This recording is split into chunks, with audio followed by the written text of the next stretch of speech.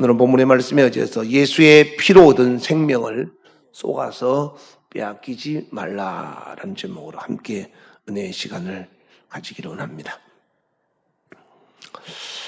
우리가 돈으로 계산할 수 없는 소중한 보물이 있다면 우리는 어디에 보관할까요? 아무렇게나 책상 위에나 방바닥 한 구석이나 아니면 자동차 본네트 위에나 트렁크에 그렇게 보관하지는 않겠죠? 소중한 보물, 잃어버리면 절대로 안 되는 보물은 아마 아주 소중한 장소에 꼭꼭 숨겨서 보이지 않게 남들이 훔쳐가지 못하도록 잘 관리하고, 혹시나 그것이 있나 없나를 수시로 한번 확인하고 점검하게 될 것입니다. 이와 같이 사람에게 있어서 가장 소중한 보물은 무엇일까요? 사람들은 이제 돈 때문에 이렇게 거룩한 주일임에도 불구하고 하나님 앞에 나오지 못할 때도 있고, 또 세상의 명예 때문에 하나님을 찾는 일을 뒤로 할 때도 있습니다. 그러나 돈보다 소중하고 명예보다 소중한 것은, 정말로 소중한 것은 자기의 목숨입니다. 목숨. 그래서 예수님이 마태복음 16장 26절에 말씀하기를 사람이 온 천하를 얻고도 제 목숨을 잃으면 무엇이 유익하겠느냐 이렇게 말씀하시죠. 결국 온 천하보다도 자기 목숨이 더 소중하다 이 말이죠. 그런데 자기의 목숨을 귀중하게 여기는 것 같지만은 사실은 목숨보다 자기의 눈에 보이는 어떤 잡고자 하는 소유욕에 대해서 현상에 집중하지 인간의 본질에 집중하지 않는 사람이 너무 많아요. 인간은, 육체는 현상이죠. 현상. 육체는 흙으로 되어서 잠시 잠깐 있다가 언젠가는 하나님이 부르시면 흙으로 돌려보내고 흙 안에 살던 영혼은 하나님께로 가는 겁니다. 결국 우리는 육이 살아가는 것 같지만 육을 집 삼아서 영이 땅에서 사는 겁니다. 근데 사람들은 이 육의 삶을 중요시 여기지 영의 삶에 대해서는 그렇게 크게 중요시 여기지 않고 있죠. 성경은 하나님이 말씀하기를, 얘들아, 사람은 다 죽는 것이 다 정해진 것이니 죽음 다음에 더 좋은 천국을 위해서, 그리고 너희의 영혼의 때를 위해서 너희 자신을 정말로 사랑한다면 너희 눈에 보이는 육체의 현상보다 보이지 않는 내 속에 있는 내 영을 위해서 살아야 된다. 그렇게 성경은 우리에게 말씀하고 있습니다. 그래서 다른 거는 다 양보해도 여러분의 영원한 생명을 위해서는 세상의 어떤 것과도 양보하고 타협하면 안 됩니다. 사람들은 이제 오늘 중요한 일 때문에 예배 한번 빠져도 뭐 어떻게 되겠냐, 다음번에 잘 나가면 되지. 어떻게 생각하면 참 맞는 것 같은데, 그 다음이라는 것이 인생에 가는 길에 있어서 돌아오지를 않습니다. 인생은 왕복이 아니고 편도입니다. 편도. 일방통행이다 이 말이에요. 갔다가 돌아올 수 없는 것이 인생이기 때문에 지나간 수요일, 지나간 금요일, 지나간 주일은 내 평생에 절대로 돌아오지 않는 겁니다. 하나님이 정말로 살아계시고 천국과 지옥이 있다는 사실을 아는 사람은 하나님이 우리를 위해서 무엇을 했는지를 안다면 아마 그렇게 할 수 없을 겁니다. 그럼 부모가 자식을 위해서요, 정말로 자기 먹고 싶은 거 먹지 못하고 입고 싶은 거 입지 못하고 열심히 헌신해서 공부시켜서 그를 세상에 훌륭한 필요한 사람으로 만들어 놨더니 그가 자기가 잘난 줄 알고 부모의 공덕은 다 사라지고 부모를 무시하고 그리고 자기의 영광을 위해서 살아간다면 사람들은 그를 보고 뭐라 그럴까요? 은혜를 모르는 배은망덕한 놈이라고 다 욕합니다. 이와 같이 하나님이 이 땅에 하나님의 아들 예수 그리스도를 보내셔서 우리를 위해서 무엇을 하셨는지를 정말로 아는 사람은 하나님 앞에 아무렇게나 살 수 없다 이 말이에요. 하나님께서 하나님의 이름표를 떼고 이 땅에 인간의 모습으로 오셔서 우리를 하나님 안으로 불러들인 이 큰 은혜는 세상의 것과 비교할 수가 없는 겁니다. 돈으로 비교할 수도 없고 내가 세상의 명예를 가지고도 비교할 수 없는 거예요. 근데 우리는 하나님 앞에서 그 큰 하나님의 은혜를 잊어버리고 내 자신의 어떤 유익을 더 추구하는 그런 삶을 살아갈 때가 참 많죠. 오늘 본문에 에베소서 2장 12절에 보시면 너희는 그리스도 밖에 있었던 때가 있었다. 이스라엘, 즉 하나님의 나라 밖에 있었던 너희들, 하나님의 약속과 전혀 상관이 없는 외부인, 이방인처럼 살던 그때, 소망도 없고 하나님도 없는 그때 너희들이 살고 있었을 때 우리 주 예수 그리스도의 피로 말미암아 13절에 보시면 우리를 불러들여서 하나님 안에서 소망 가운데서 살게 해주셨다. 참 이건 여러분 인생에 있어서 로또 복권을 받은 것보다 훨씬 더 큰 로또를 받은 겁니다. 근데 우리는 이것이 로또라고 생각을 안 하는 거죠. 사실 로또의 100만 배, 억만 배보다 더 큰 것을 바로 그리스도 예수 안에서 선택받아서 하나님 밖에 있던 저와 여러분을 하나님 안으로 불려들였다는 이 사실이 얼마나 크다는 것을 알아야 됩니다. 무슨 말인가 하면 저와 여러분 자신을 가만히 돌아보면 여기 계신 여러분이나 저나 예배드리는 모든 사람이 하나님 앞에서는 그냥 세상에서도 우리는 선택받지 못해서 대한민국의 장관도 못 됩니다. 대한민국의 어떤 도의 도지사도 못 되고 어떤 사회에서 유명한 사람도 되지 못하는데 하나님의 아들이 나의 목숨을 대신해서 죽어줄 정도로 그렇게 소중한 사람인가 한번 생각해 보셨으면 좋겠습니다. 정말로 예수님이 나 때문에 피를 흘렸어. 오늘 본문의 말씀처럼 내가 세상 밖에서 하나님께 부름을 입고 나왔고 그리스도 예수 안에 들어오게 된 것이 그분의 피로 말미암아 되었다고 생각한다면 과연 내가 예수님이 나 때문에 죽을 정도로 그렇게 가치 있는 사람인가 한번 생각해 보시면 정말로 비교가 안 되죠. 소위 속된 표현으로 잽이 안 됩니다. 어떻게 하나님이 저와 여러분의 목숨과 바꿀 정도로 그렇게 하나님의 목숨을 버릴 수 있겠습니까? 우리가 하나님 앞에 부르심을 입었다는 사실을 내가 그냥 단순하게 생각하지 말고 그 아들 예수님의 피로 말미암아 하나님 앞에 불리어 나왔다라고 생각한다면 우리는 신앙생활 대충하면 안 됩니다. 코로나 사태로 말미암아 그냥 핸드폰 들고 교회 가면 코로나 발생하는데 집에서나 예배 보지 예배 드리는 거는 나중에 하고 예배 보지 이건 하나님 아들이 흘리신 피에 대해서 너무 정말 가치 없는 해서는 안 될 짓을 하는 겁니다. 너무 하나님의 은혜를 모르는 거죠. 서울의 어떤 교회가 서울에서 통제를 하니까 저 대전에 가서 어떤 커피숍에서 소모임을 가졌다고 합니다.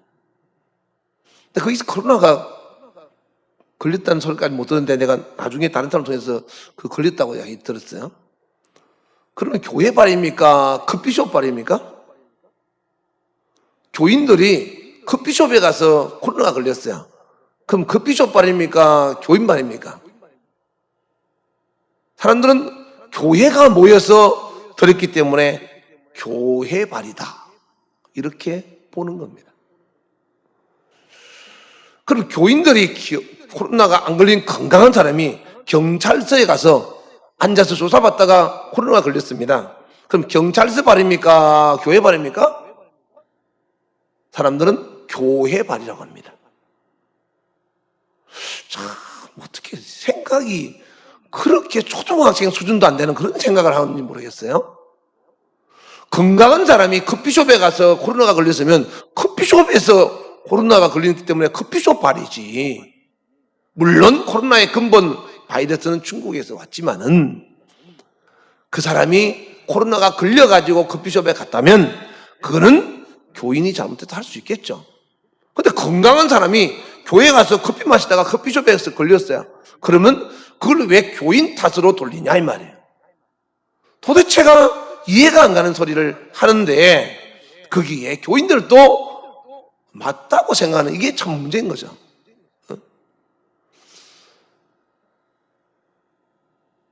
예배를 드려서 예배가 이웃에게 칼이 된다고 하면 예배를 안 드리는 것이 맞다고 하는 사람은 예배가 코로나를 발생하는 원동력이 되는 겁니다.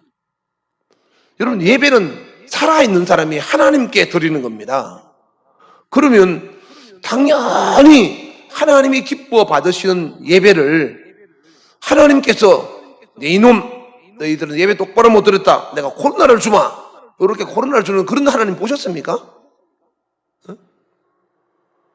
하나님은 분명히 살아계셔서 성경에 보면 하나님이 받으시는 예배는 물을 부은 짐승에게도 하나님이 불을 내려서 제사를 받으시고, 하나님께서 드리는 예배는 죽은 자도 살리고 병든 자도 고치고 없는 것도 있게 하시고 하나님의 역사하심이 놀라운 이적과 기적으로 나타나는데,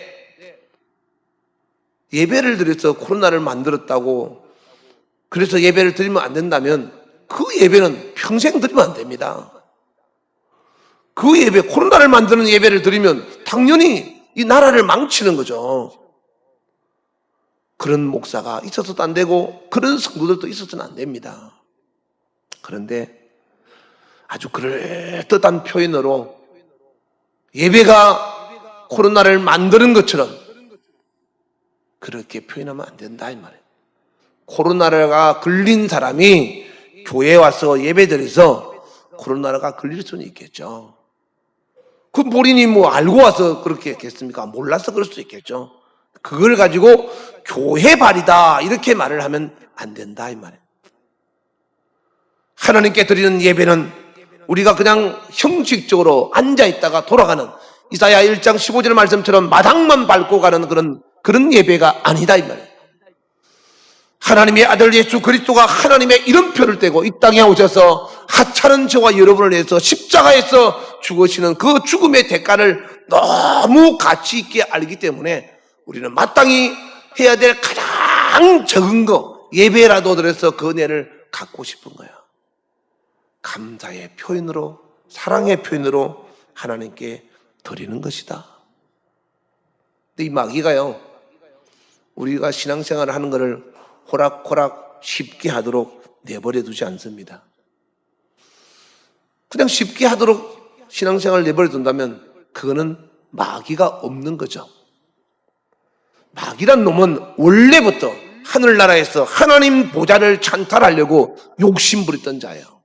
그리고 이 땅에 와서도 아담과 하와에게 창세기 3장 5절에 보면 하나님 되게 해주려고 마귀가 아담과 하와를 꼬셨어요. 그래서 요한계시록 12장 9절에 보면 이 마귀는 꼬시는 놈, 속이는 놈, 꿰는 자, 그렇게 표현합니다. 그럼 우리 어떻게 되겠습니까? 속으면 안 되겠죠.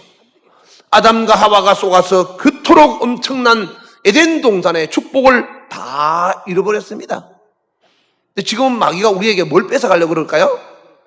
저와 여러분에게 예수님이 주신 목숨과 바꾼 피 흘려 주신 생명을 뺏어가려고 마귀는 속인다라는 거죠.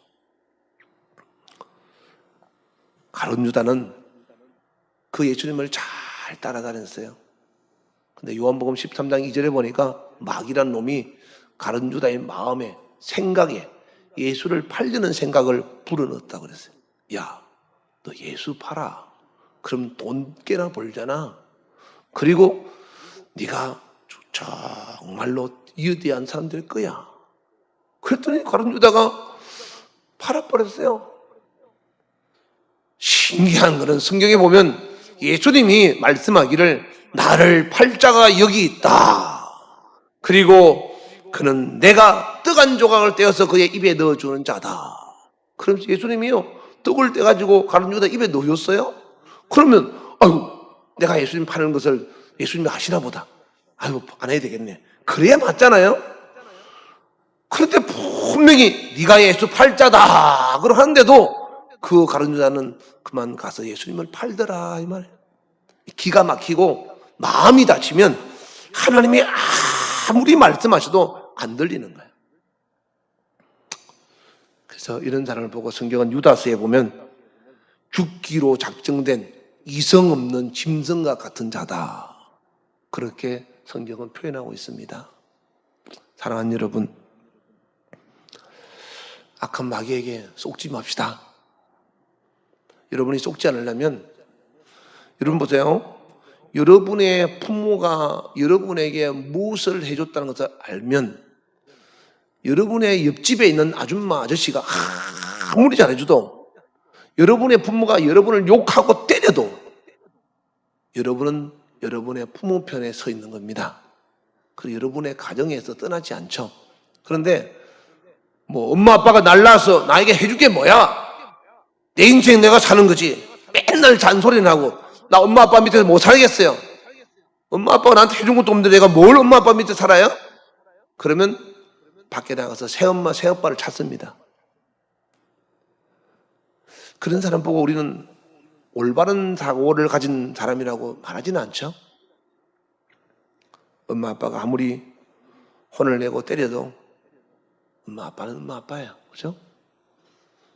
그 엄마 아빠가 정말로 친자식이라면 그 매를 사랑으로서 그가 잘 되기를 바라는 마음으로 때리고 그 자식을 위해서 부모는 고슴도치도 지 새끼를 사랑한다는데 부모는 자식을 위해서 희생할 수 있습니다.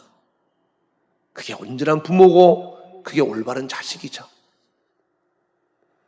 자식을 팔아먹는 부모나 부모를 팽개치는 자식이나 다 올바른 이성을 가진 사람은 아닙니다.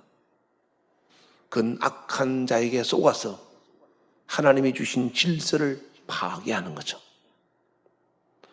생명을 등한시 여기는 부모, 자식의 영혼을 위해서 눈물을 흘리며 그 자식을 살리기 위해서 애통하는 그 부모가 진정한 부모죠. 또한 그 부모의 그런 사랑을 아는 사람은 아무리 몽둥이를 들고 때려도 엄마 아빠에게 죄송하다 그러고 감사하다 그러지, 몽둥이 붙잡고 대들면서 나한테 해준 게 뭐 있다고 나한테 그러냐면서 대든다면 그 자식도 올바른 자식이 아닐 겁니다. 이와 같이 하나님이 저와 여러분에게 하시는 가장 최고의 사랑의 목소리는 회개하랍니다. 뭐라고요? 회개하라. 근데 우리는 그게 듣기가 싫어요. 잔소리같이. 내가 회개할 게 뭐가 있다고 나보고 회개하라는 거예요. 내가 얼마나 잘하고 있는데 내가 예배 잘 나오지? 11조 잘하지? 기도도 하고 그리고 밖에 내가 착하게 사는데 뭘 나보고 회개하라는 거예요. 회개할 것도 없는데 그게 잔소리로 들리는 겁니다. 싫은 겁니다. 그런데 하나님이 우리에게 하시는 최고의 사랑의 음성은 회개하랍니다. 여러분 그거 하셔야 돼요. 회개하라. 회개하라는 이유가 뭐죠? 내가 가지고 있는 죄 때문에 너는 나와 담을 쌓고 있고 너 그 죄 때문에 네가 지옥 가는 이유가 되고 너는 그 죄가 네가 육체가 걸리는 병보다 무섭다는 사실을 알라 이 말이에요. 그래서 회개하라는 거예요. 너 그 죄가 점점 쌓여가면 내가 가만히 참는데 내가 참고 참다가 못 참으면 내가 폭발한다. 여러분 자식이 잘못하면 한 번에 그냥 손 올라가서 기싸대기 때립니까? 안 그러죠? 하지마. 하지 말라고. 하지 말라고. 내가 하지 말라 그랬잖아. 그러면 나중에 결국 몽둥이 들어서 그 자식 때리게 되죠. 하나님도요, 그냥 경고하지 않고 심판하거나 경고하지 않고 우리에게 징벌하지 않습니다. 하나님은 사랑이라고 그러잖아요. 노아의 홍수 때 세상을 징벌하기 위해서 120년 동안 참았습니다. 그동안 하나님이 가만히 있었을까요? 노아를 통해서 수없이 주님은 심판하신다. 그러니까 제발 돌아와라. 근데 사람들은 어떻게 했다 했죠? 마시고 즐기고 시집가고 장가가고, 아이고 저 노아 영감탱이 미쳤어. 아니 마른 하늘에 무슨 날벼락이야. 이렇게 산 속에다가 큰 배를 짓다니. 노아 영감 저 제정신 아니야. 미쳐도 단단히 미쳤어. 노아는 그런 소리를 들으면서도 꼭 참았습니다. 120년이나 참았어요. 세상 사람들은 한 사람 두 사람 죄로 가득해져 가고 악한 자에게 쏘아갈 때 드디어 하나님이 보실 때 때가 찼더라 이 말이에요.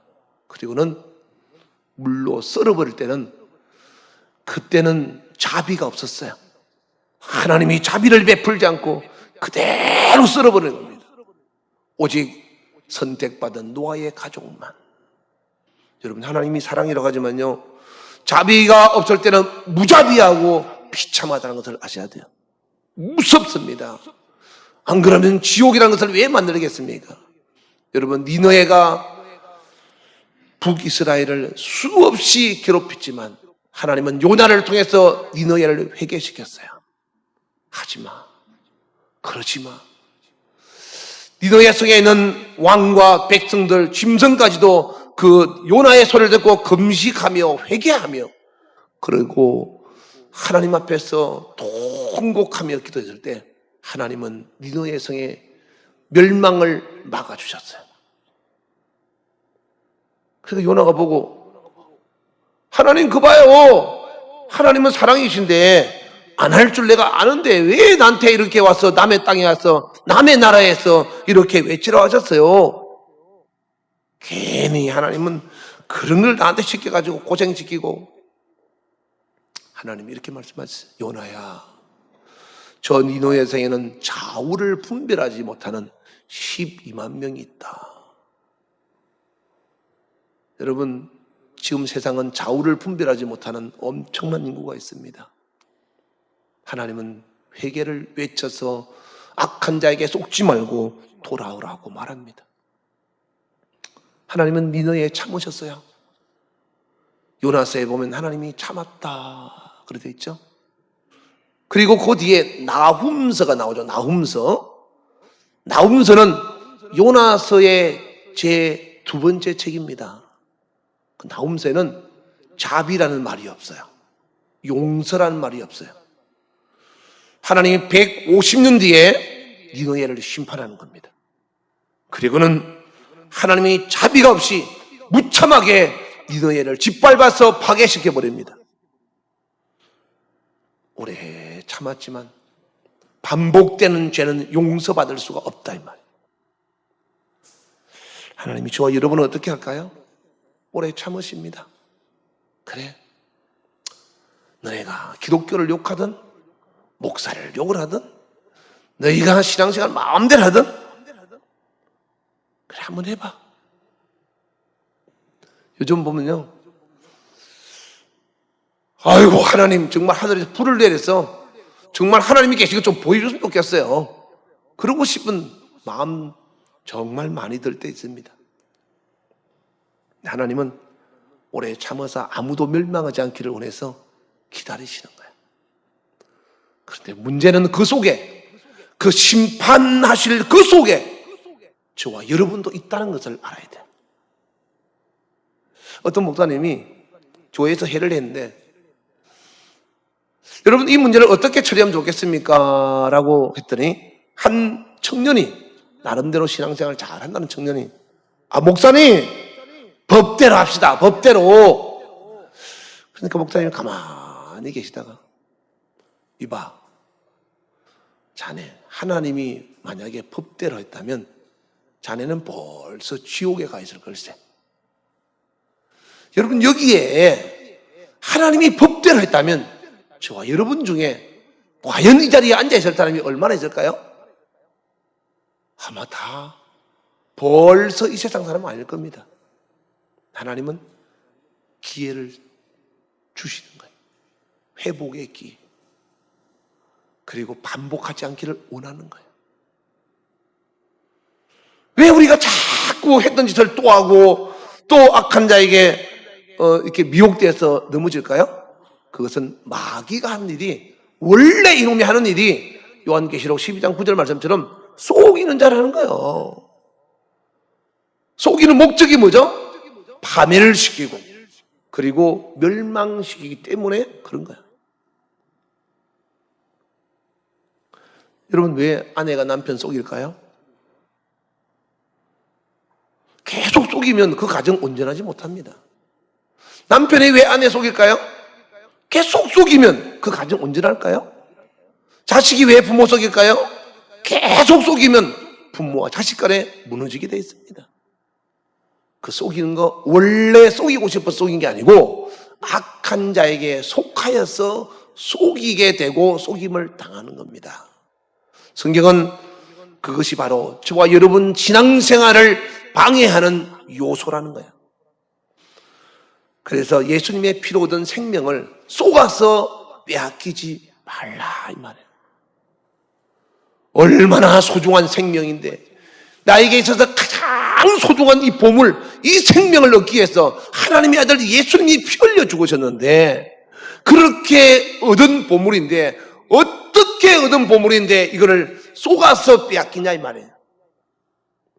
여러분, 쉽게 번 돈은 쉽게 나가죠. 그런데 여러분이 정말 땀 흘려서 엄청나게 고생해서 번 돈은 쓰기가 아깝죠. 여러분이 얻은 예수님의 피로 얻은 생명은 그거는 공짜 아닙니다. 하나님이 우리를 사랑하셔서 세상 가운데 이방인으로 이스라엘 밖에 있을 때, 하나님 나라 밖에 있을 때 우리를 선택했을 때 하나님의 사랑이라고 우리는 말하지만 그 사랑을 위해서 하나님은 아들을 버리셨다 이 말이에요. 그 피로 말미암아 너희를 구속하였느니라. 하나님이 우리에게 사랑을 표현하기 위해서 엄청난 희생의 대가를 지불했어요. 엄마가 자식을 낳을 때 피를 쏟아서 낳는 그 고통, 남자들은 잘 모르지만 여자들은 알 겁니다. 그 고통을 생각하면 다시는 둘째를 낳지 않고 셋째를 낳지 않답니다. 그런데 하나님께서 오묘막측하게 시간 지나면 그 고통을 지워주신다는 거야. 그래서 그 고통보다 생명 얻는 기쁨 때문에 그 고통을 감수하고 다시 생명을 잉태한다는 겁니다. 세상의 생명도 그렇게 하는데 하나님이 주신 생명, 내가 영원히 사는 생명을 위해서 우리는 무엇을 아끼고 무엇을 포기하지 못하겠습니까? 하나님 앞에서 너 가지고 있는 그 죄 버려. 네가 그 죄가 쌓여가면 그 죄로 말미암아 너는 망할 거야. 주님은 수없이 말하지만 마귀는 아니야, 재밌잖아. 야, 이번에 너네 엄마 아빠, 네 남편, 네 아내 그리고 목사님 속였으니까 다음번에는 그보다 더 한 단계 높은 것을 해야지. 야, 교묘하게 절묘하게 지혜롭게 속였어. 우리 즐겁게 한번 놀아보자. 이게 마귀가 하는 수도가 됩니다. 그래서 죄는 반복성이 있고, 죄의 특징이에요. 반복성이 있고, 두 번째는 죄는 성장성이 있어요. 반복하고 죄가 자라가는 거예요. 그래서 우리나라 속담에도 바늘도둑이 소도둑 되는 겁니다. 그러니까 한 번 거짓말할 때 거짓말 못하게 잘라야 되고, 한 번 도둑질 할 때 두 번 다시 도둑질 못하게끔 성경은 손을 잘라버리라고 하지 않습니까? 그렇게 단호하게 해야 다음번에 안 한다 이 말이에요. 그래서 성경은 죄의 뿌리를 뽑아버려라 이 말이에요. 그건 인간의 힘으로 되지 않고요, 오직 하나님의 은혜로 가능한 겁니다. 하나님의 사람이 되도록, 하나님의 말씀 앞에서 복종하도록 그렇게 만들어서 절대로 마귀에게 속지 않기를 주의 이름으로 축원합니다. 오늘 우리 유미가 예배를 그동안 빠지지 않고 영상으로 항상 예배 송출하는데 귀중한 역할을 담당했던 일꾼인데, 회사에서 오늘 꼭 한 번만 나와달라고 부탁을 했다는 거예요. 그래서 내가, 유미야, 속지 마. 그거 한 번 속으면 계속해. 그 사람들은 한 번이라 그러지 다음번에 또 해. 너도 한 번이라 생각하지? 안 그래. 또 시켜. 그러니까 절대로 타협하지 마. 난 교회에서 없어서 안 될 중요한 사람이라고 말해. 그러니까 제가 말하기가 참 그렇습니다. 그러면 이렇게 말을 해봐. 내가 가장 중요한 분하고 정말로 바꿀 수 없는 가장 소중한 약속을 해놨어. 그래서 이건 변경될 수 없고 바꿀 수가 없다고 그래. 네 목숨보다 중요한 거라고 말을 해봐. 알겠습니다. 한번 해보겠습니다. 그렇게 했는데 그 팀장이 문자를 보냈는데 그 문자를 저한테 보냈더라고요. 미안한데 한 번만, 이번에 딱 한 번만 네가 양보해 주면 좋겠다. 꼭 나와. 그러니까 유미가, 목사님 죄송합니다. 어쩔 수 없이 가야 될 것 같아요. 제가 일부 예배 인터넷으로 드리고 가겠습니다. 그냥 네가 그렇게 마음을 정했다면 할 수 없지. 그러나 속지는 마라. 그 한 번이 두 번 되고 두 번이 세 번 되는 거야.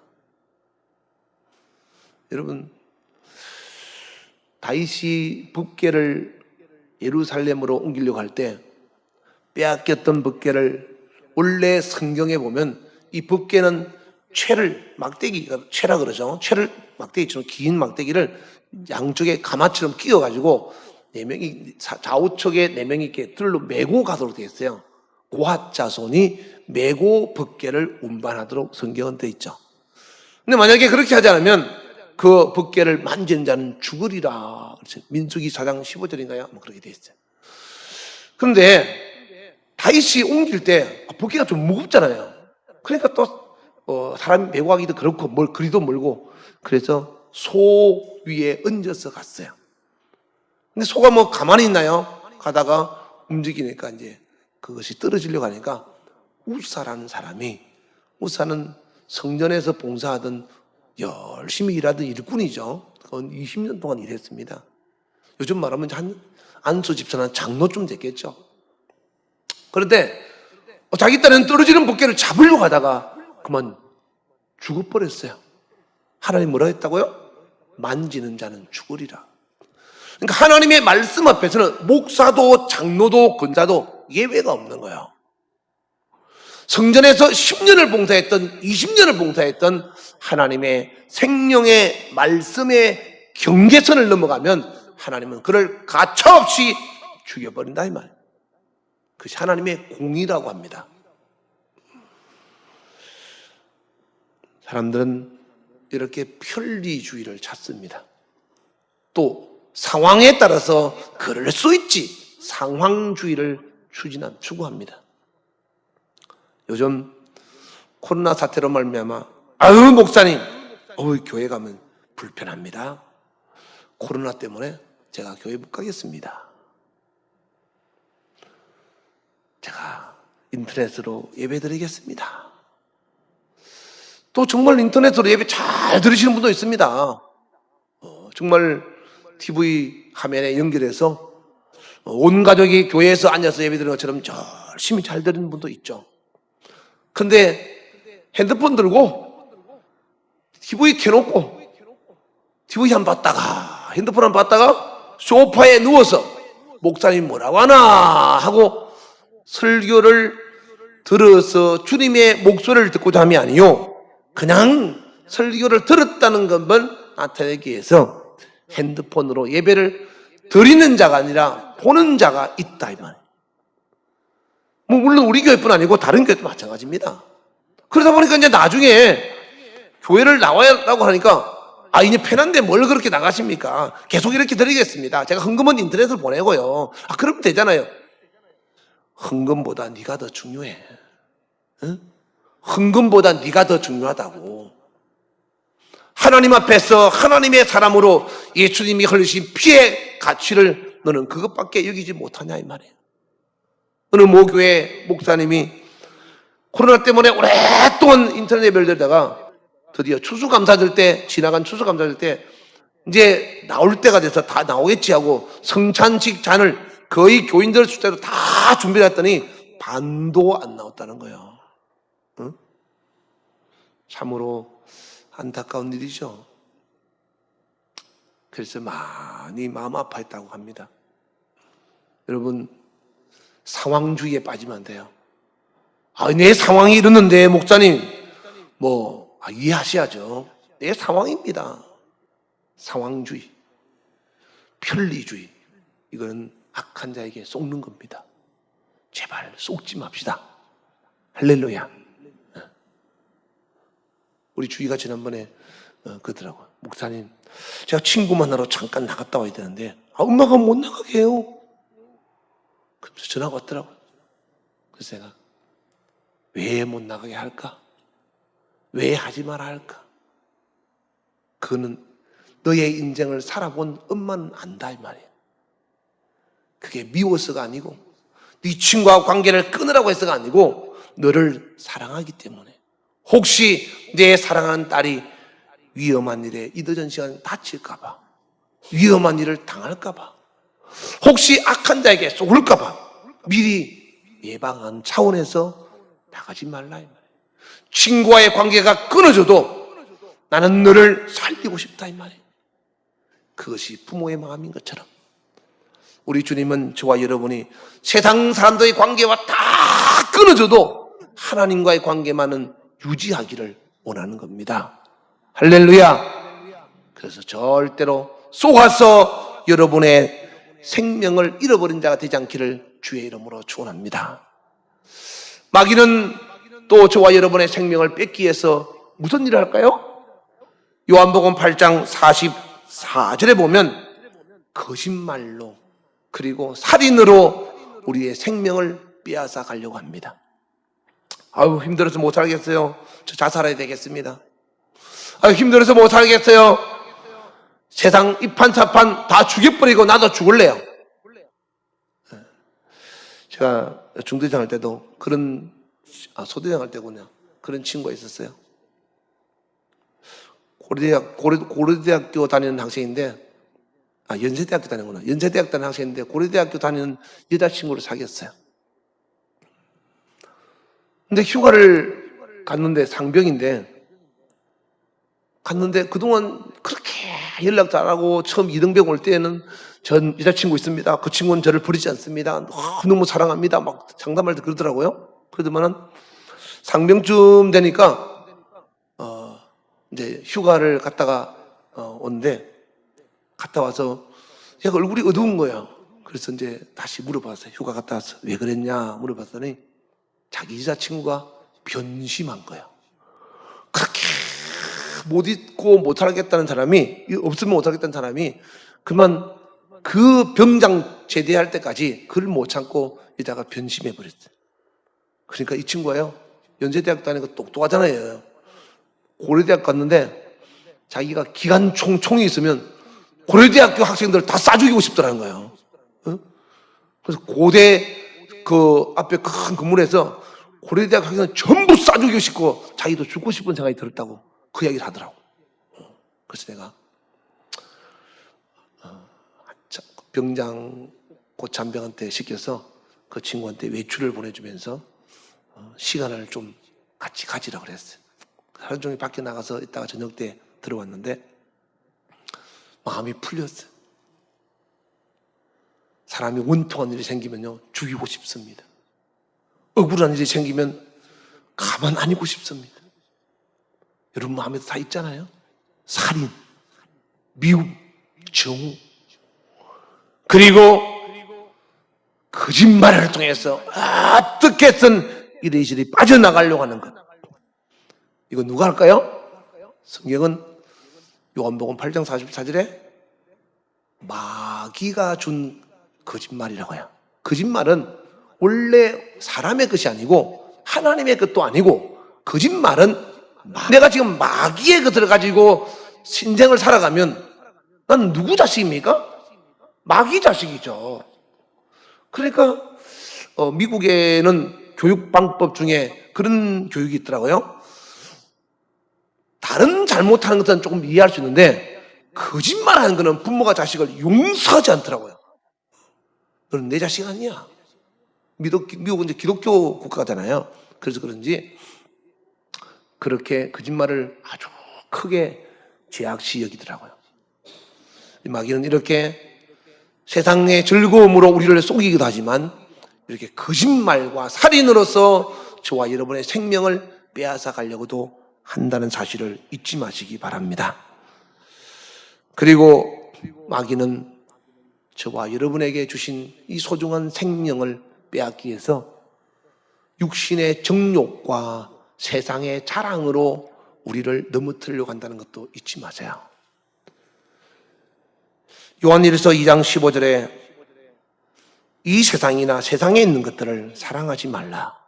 누구든지 세상을 사랑하면 아버지의 사랑이 그 안에 있지 아니하니. 이는 세상에 있는 모든 것이, 다 같이 시작, 육신의 정욕과 안목의 정욕과 이생의 자랑이니 다 아버지께로부터 온 것이 아니요. 어디서부터 왔다고요? 세상으로부터 온 것이라. 정욕과 자랑은 내 것이 아니고 하나님이 주신 것도 아니고 마귀가 우리를 생명에서부터 멀어지게 하려고 우리를 속이기 위해서 우리에게 보낸 것이다. 정욕과 자랑. 여러분, 바울이 뭐라고 했죠? 나는 자랑할 게 아무것도 없어. 여러분, 자랑할 게 없습니까, 바울? 자랑할 거 많습니다. 얼마나 똑똑한데요. 요즘 말하면 학위가 7, 8개 정도 되는 사람인데, 그리고 로마 시민권도 가지고 있는 돈이 있는 자인데 얼마나 멋진 사람인데요. 그런데 바울은 내가 자랑할 것은 오직 그리스도 예수의 십자가밖에는 없다 그랬어요. 여러분이 남한테 내세울 것은 하나님이 나를 위해서 그 아들을 십자가에 못 박아 죽이시고 나를 살리신 그 크신 은혜밖에는 자랑할 것이 없다고 여러분도 마음에 새기시기를 주의 이름으로 축원합니다. 또한 여러분 육체 욕으로 말미암아 나타난 정욕을 잘 이기셔서 하나님 앞에서 늘 하나님과 함께 동행하는 믿음의 삶이 되기를 바랍니다. 로마서 8장 6절 이하에 보면 육신의 생각은 사망이요 영의 생각은 생명과 평안이라. 육신의 생각은 하나님과 원수가 되나니 이는 하나님의 법에 굴복하지 아니할 뿐 아니라 할 수도 없습니다. 육신에 있는 자들은 하나님을 어떻게 할까요? 기쁘시게 할 수 있다 없다? 없느니라. 그리고 13절에 가면 너희가 육신이 요구한 대로 육신대로 살면 반드시 죽을 것이로되 영으로서 몸의 행실을 죽이면 살리라. 그러므로 여러분들은 육신의 요구대로 사는 사람이 아니라 성령이 여러분의 생각과 마음을 지배하는 하나님의 사람이 되기를 주의 이름으로 축원합니다.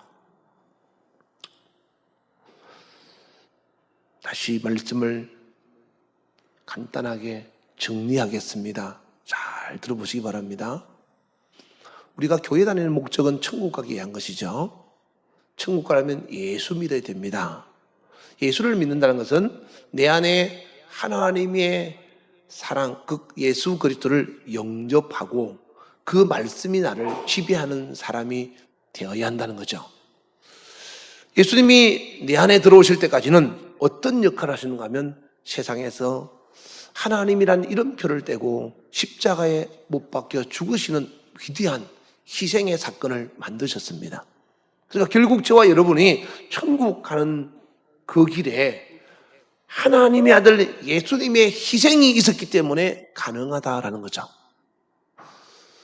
내가 그 영원한 놀라운 천국이라는 곳에 들어갈 수 있는 자격은 세상의 돈으로, 명예로, 여러분이 가지고 있는 학식이나 여러분의 외모로는 절대로 갈 수 없는데 하나님의 아들 예수님의 희생으로 말미암아 우리를 세상 가운데서 불러주셔서 하나님의 자녀가 되어서 오늘 본문에 나와 있죠. 너희는 이제는 19절에 뭐라고 했죠? 너희는 이방인도 아니요 외인도 아니요 그리고 너희는 하나님의 권속이요 라고 에베소서 2장 19절에 오늘 말씀하셨어요. 권속이 뭐죠? 권속. 권속이라는 것은 같은 가족이다 이 말. 우리는 하나님의 가족이 됐어요. 누구 때문에? 예수님 때문에.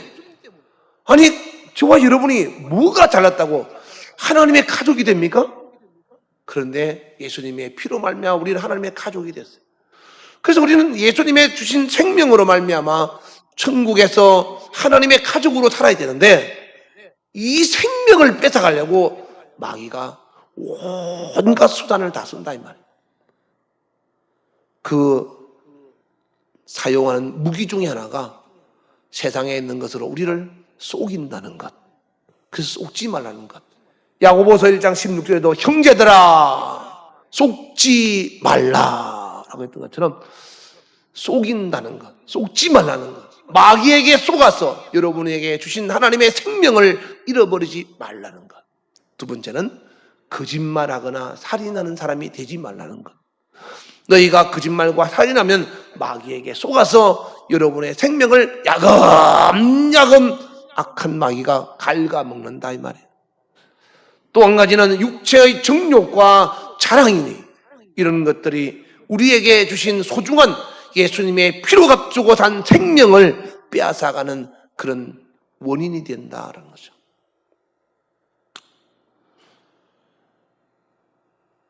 우리가 아이들 밥 먹을 때 너 그 몸에 안 좋아 먹지 마 그러잖아요. 그럼 애가 안 먹어야 여러분도 기분 좋죠.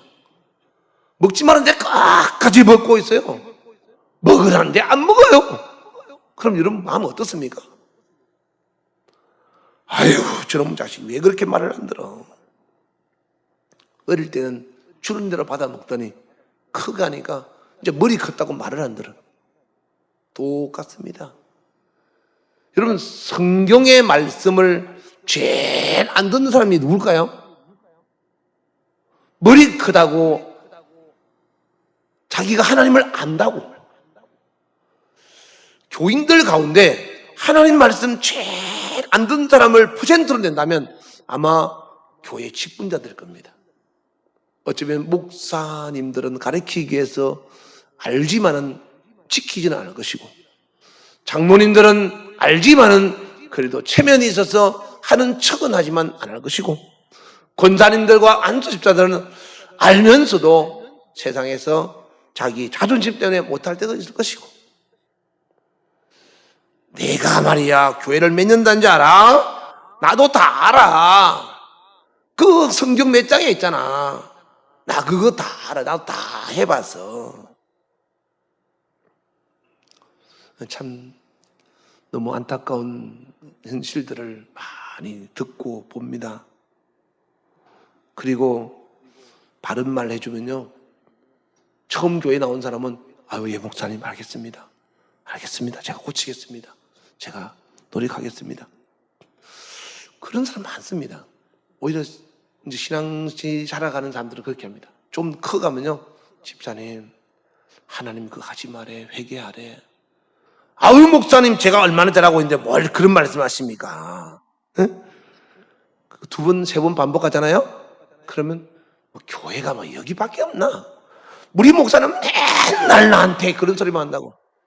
그래서 거짓말하는 영에 사로잡힌 400명의 선지자의 소리는 아합 왕이 들었고, 참말하는 미가야 선지자의 소리는 외면했다 이 말이에요.